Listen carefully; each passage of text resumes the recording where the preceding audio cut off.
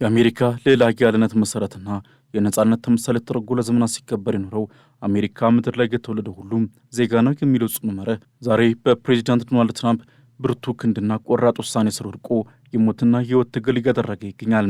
እንደ አውሮፓውያን አቆጣጠር ነሐሴ 6 ቀን 2026 በዋሽንግተን ዲሲ የሚገኘው የዋይት ሃውስ ኦቫል ቢሮ አሜሪካን ወደማይታወቅ የሕግ ቀውስና ማህበራዊ መከፋፈል ውስጥ የከተተ ታሪካዊ ክስተትን አስተናግዷል። ፕሬዚዳንት ትራምፕ ለበርካታ አስርተ ዓመታት የአሜሪካን ብሔራዊ ማንነት ሲወስድ የኖረውንና በሕገ መንግሥቱ 14ተኛው ማሻሻያ የተረጋገጠውን የዜግነት መብት በእጅጉ የሚገድቡና የሚሸረሽሩ ሁለት አዳዲስ አስፈጻሚ ትእዛዞችን በታላቅ ሁኔታ ፈርመዋል።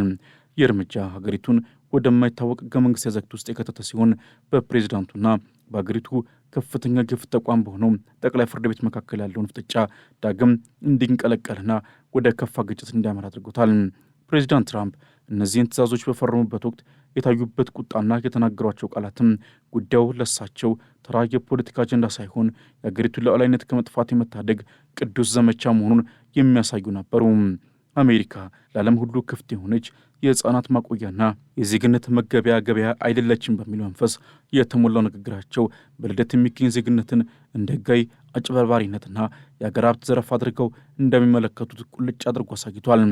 በትራምፕ እይታ አሜሪካን ዛሬ ላለችበት የኢኮኖሚ ድቀትና የደህንነት ስጋት ዳረጓት ዋነኛ ምክንያቶች አንዱ የውጭ ዜጎች ይህንን ሕገ መንግሥታዊ ቀዳዳ በመጠቀም አሜሪካ ምድር ላይ በስርቆትና በንግድ መልክ ገብተው በመውለድ ልጆቻቸውን ዜጋ የሚያደርጉበትና የአሜሪካንን ጥቅማ ጥቅም የሚጋሩበት የልደት ቱሪዝም የተባለው አሰራር ነው። የፕሬዚዳንቱ ቁጣ የገነፈለውና ወደዚህ እርምጃ እንዲገቡ ያደረጋቸው ደግሞ ከጥቂት ሳምንታት በፊት ሰኔ 30 ቀን የአሜሪካ ጠቅላይ ፍርድ ቤት ትራምፕ ቀደም ሲል ያስተላለፉትን ተመሳሳይ ትዕዛዝ ሕገ መንግሥታዊ አይደለም በሚል ውድቅ ማድረጉ ነው። ፍርድ ቤቱ 6-3 በሆነ ድምፅ የሰጠው ውሳኔ በ14ተኛው የሕገ መንግሥት ማሻሻል የሰፈረው አሜሪካ ውስጥ የተወለደ ማንኛውም ሰው ዜጋ ነው የሚለውን አገላለጽ የፕሬዚዳንት ትዕዛዝ ሊሽረው የማይችል ጽኑ ቃል መሆኑን አረጋግጦ ነበረ። ሆኖም ትራምፕ ለዚህ ውሳኔ አንዳችም አክብሮት አልሰጡም። ይልቁንም ጠቅላይ ፍርድ ቤት የሰጠው ውሳኔ በጣም አሳዛኝ፣ አገሪቱን ለጉዳት አሳልፎ የሰጠና የተሳሳተ ሲሉ በማጥራትም ዛሬ የፈረሟቸው አዳዲስ ትዕዛዞች የፍርድ ቤቱን ውሳኔ ዞረው የሚመቱና ስልታዊ በሆነ መንገድ የዜግነት መብቱን የሚሸረሽሩ መሆናቸውን አብስረዋል። ፕሬዚዳንቱ አስፈላጊ ማስተካከያዎችን እያደረግን ነው ሲሉ ሕገ መንግሥቱን ባልተለመደና እጅግ ጠባብ በሆነ ትርጓሜ ለመተርጎም መነሳታቸውንና ለፍትህ ተቋማት ያላቸውን ንቀት በይፋ አሳይተዋል። በትራምፕ አዲስና አስደንጋጭ ትዕዛዝ መሠረት የአሜሪካ ዜግነት ለሁሉም ሕፃናት በነጻ የሚታደል ስጦታ መሆኑ አብቅቶለታል። ትዕዛዙ በዋነኛነት የልደት ቱሪዝም የተባለውንና በየዓመቱም በቢሊዮን የሚቆጠር ዶላር የሚንቀሳቀስበትን ዓለም አቀፍ የንግድ መረብ ኢላማ ያደርጋል። በብዙ ሺህ የሚቆጠሩ እርጉዝ ሴቶች ከቻይና፣ ከሩሲያ፣ ከናይጄሪያና ከሌሎች ሀገራት በቱሪስት ቪዛ ወደ አሜሪካ በመግባት በከፍተኛ ክፍያ በሚዘጋጁ ሆቴሎችና ሆስፒታሎች ውስጥ በመውለድ ለልጆቻቸው የአሜሪካንን ፓስፖርት የሚያገኙበት አሰራር በፕሬዚዳንቱ ትዕዛዝ ሕገወጥ የንግድ ዝውውር ተብሎ ተፈርጇል። ትራምፕ እንደሚሉት ይህ አሰራር አሜሪካንን የዓለም መሳለቂያ አድርጓታል። የውጭ ዜጎች የሀገሪቱን የጤና የትምህርትና የማህበራዊ ዋስትና ጥቅማ ጥቅሞች ያለምንም ዋጋ እንዲጋሩ የሚያደርግ በመሆኑ ትዕዛዙ እነዚህን ቱሪስቶች እናቶች ከመግቢያ በር ላይ ለመመለስና የተወለዱትም ሕፃናት የዜግነት ሰነድ እንዳያገኙ ለማገድ የሚጥር ሲሆን ይህ ደግሞ በሺዎች የሚቆጠሩ ሰዎችን በአንድ ጀንበር ሀገር አልባ የማድረግ አቅም አለው። ከዚህም በላይ የፕሬዚዳንቱ ሁለተኛው ትዕዛዝ ይበልጥ አስደንጋጭና ሰፊ ተጽዕኖ ያለው ነው። ይህ ትዕዛዝ አሜሪካ ውስጥ ቢወለዱም ዜግነት የማይገባቸውን ሰዎች ምድብ በከፍተኛ ሁኔታ ያሰፋል። በዚህ መሠረት የሽብር ቡድን አባላት ልጆች፣ የውጭ መንግሥት ሠራተኞች ወይም ዲፕሎማቶች ያልሆኑ ልጆችና እናታቸው ወደ አሜሪካ ለመግባት ስትሞክር በሐሰት ቃል ወይም በገንዘብ ክፍያ የተመቻቸላት ከሆነ ሕፃኑ የአሜሪካ ዜጋ ሊሆን አይችልም። ይህም ብቻ ሳይሆን አሜሪካ በቁጥሩ ስር ባሏት እንደ ፖርቶሪኮና ጓም ባሉ ግዛቶች የሚወለዱ ሕፃናት በፌዴራል ሕግ ዜግነት እንዲያገኙ ለማድረግ ለኮንግረስ ጥሪ አቅርበዋል። ይህ እርምጃ አሜሪካን ዜግነትን በደም እንጂ በመሬት የማሰጥ አገር ለማድረግ የተወጠነ ታላቅ የፖለቲካ ምህንድስና ነው። ይህ ማለት አሜሪካ ከነጻነት ምድርነት ወደ ዜግና ዘረኛ መዋቅር የተቀየረች መሆኑን የሚያሳይ አስደንጋጭ ምልክት ነው። የዚህ ታሪካዊ ዘመቻ አቀናባሪና የፕሬዚዳንቱ ቀኝ እጅ የሆኑት ስቴፈን ሚለር ትዕዛዙን ሲከላከሉ የተናገሩት ንግግር የአስተዳደሩን ጽኑና አክራሪ አቋም የሚያንጸባርቅ ነው። ሚለር እንደሚሉት 14ተኛው የህገ መንግስት ማሻሻያ በ1865 የጸደቀው ከእርስ በርስ ጦርነት በኋላ የቀድሞ ባሪያዎች ልጆች ዜግነት እንዲያገኙ ለማድረግ ብቻ እንጂ ዓለም አቀፍ ቱሪስቶችና ህገወጥ ስደተኞች እንዲጠቀሙበት አልነበረም። ይህ አሰራር የውጭ ዜጎች የአሜሪካን የምርጫ ሳጥንና የማህበራዊ ዋስትና ጥቅማ ጥቅሞችን እንዲቆጣጠሩ በር ከፍቷል። ይህም የሀገሪቱን የወደፊት ዕጣ ፈንታ ለባዕዳን አሳልፎ መስጠት ነው ሲሉ ሚለር ይከራከራሉ። በትራምፕና በሚለር እይታ ህገ መንግስቱ ለ150 ዓመታት ሲተረጎም የነበረው ትርጓሜ ታሪካዊ ስህተት በመሆኑ አሁን የሚደረገው ጥረት ሀገሪቱን ወደ ቀደመው ትክክለኛና ጠባብ መስመር የመመለስ ቆራጥ ተግባር ነው። ይሁን እንጂ ይህ የትራምፕ እርምጃ በመላው አሜሪካ የታላቅ ተቃውሞና የህግ ውዝግብ ማዕበል ተቀስቅሷል። የህግ ባለሙያዎች፣ የሰብአዊ መብት ተሟጋቾችና የፖለቲካ ተቃዋሚዎች ፕሬዚዳንቱን ህገ መንግስቱን እየቀደዱ ነው ሲሉ በከፍተኛ ቁጣ ይከሷቸዋል። የኒውዮርኩ ታዋቂ የኢሚግሬሽን ጠበቃ ሳይረስ መታ በትዕዛዙ ላይ የሰፈረው ለንግድ የተደረገ ክፍያ የሚለው ቃል እጅግ አሻሚ፣ ግልጽነት የጎደለውና ለማንኛውም እናት ሊሰራ የሚችል መሆኑ ፕሬዚዳንቱ የፈለጉትን ሰው ዜግነት ለመንጠቅ የሚጠቀሙበት አምባገነናዊ መሳሪያ ነው ብሏል።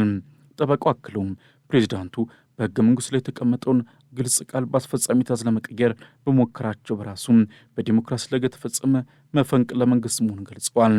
የአሜሪካ የሲቪል መብቶች ህብረት በሰጠው እጅግ ጠንካራ መግለጫ መሰረትም ትራምፕን የህግ የበላይነትን የማይቀበሉና አገሪቱን ወደ ጨለማ ዘመን የሚመሩ መሪ ሲል ፈርጇቸዋል። ሲኤልዩ እንደሚለው በልደት የሚገኝ ዜግነት የአሜሪካ ዲሞክራሲ የጀርባ አጥንት ነው።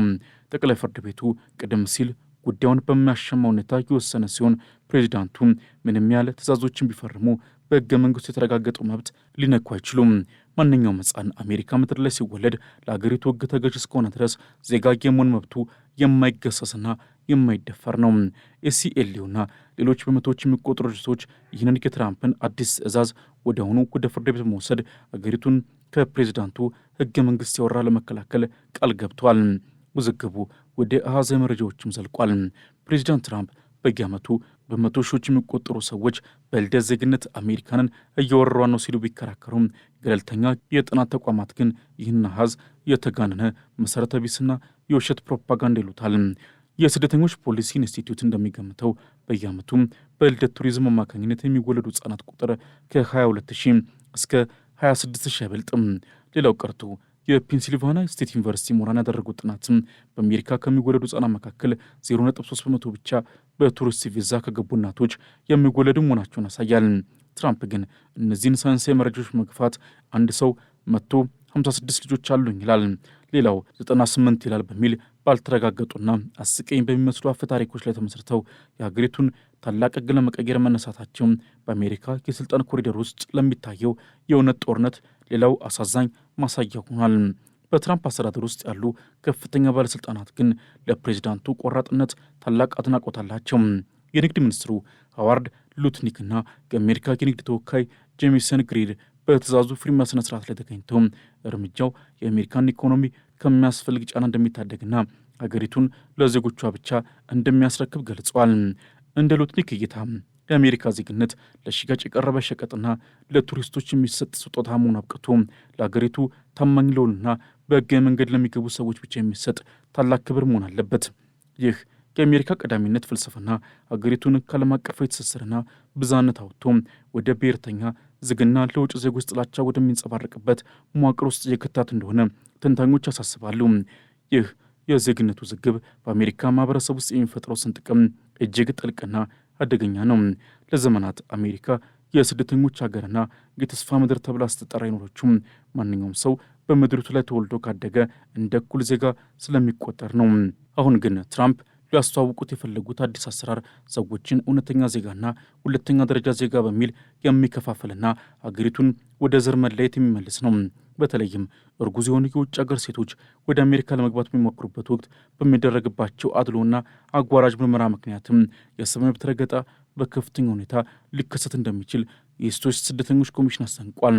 አንዲት እናት በሕይወቷ እጅግ ተጋላጭ በሆነችበት የእርግዝና ወቅት ልትወልጂ ነው የመጣሽው በሚል ጥርጣሬ መብቷ መገፈፉና እንደ ወንጀለኛ መታየቷ ለአሜሪካ ዲሞክራሲ ትልቅና የማይጠፋ ጠባሳ ነው ተብሏል።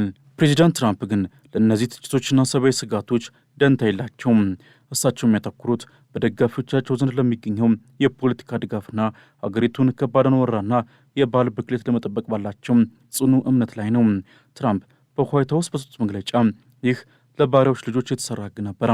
አሁን ግን ሰዎች በዚህ ዙሪያ ቢዝነስ እየሰሩበት ነው ማለት 14ተኛው ማሻሻያን የዛሬ 150 ዓመት ወደ ነበረበት ጠባብ አውድ ለመመለስ መቁረጣቸውን በድጋሚ አረጋግጠዋል።